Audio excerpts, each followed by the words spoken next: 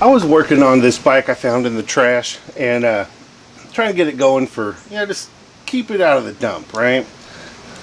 I bought a direct replacement derailleur, exact same brand, because this one, it's like the gears are worn out and there's quite a bit of wear on it. I don't know if you can see it has worn through because it was riding crooked. And after putting the new derailleur on, it still is riding crooked. So for a better look at that, if you look right down the chain, you can see how the derailleur is super crooked, right? And it's crooked because of this bracket. I'm going to see if I can straighten that out real easily. So I'm going to take off the new derailleur. Just like that. Let's see. Let's see if I can just straighten this with a little bit of force. Yeah. That might have done it. Okay. Let's get this installed again.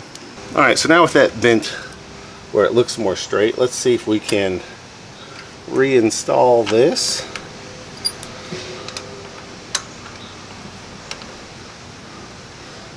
Tighten it up a bit. Then as we look down that chain, it's much more straight.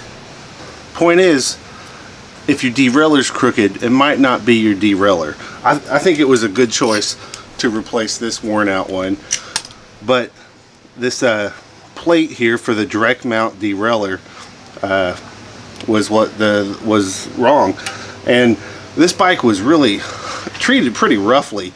The pedals were all smashed in. There was wear and scratches all over this thing.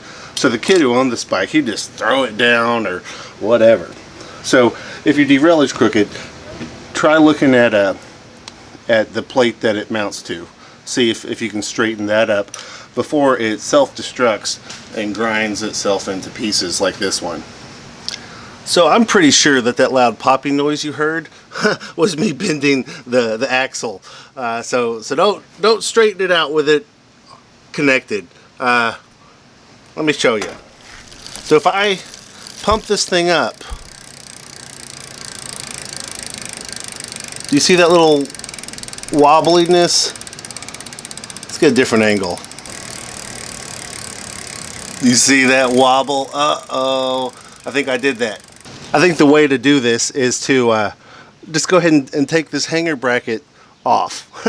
And so, take the derailleur off like I did, and then loosen the axle, right? And then I think it's locked in with that little hex head there. Then you can take this plate off. Maybe you could hammer it flat or put it in a vise and squeeze it flat. Whoops. I made little boo-boos. But, it was a good first effort. So do better than me. Alright, thanks for watching.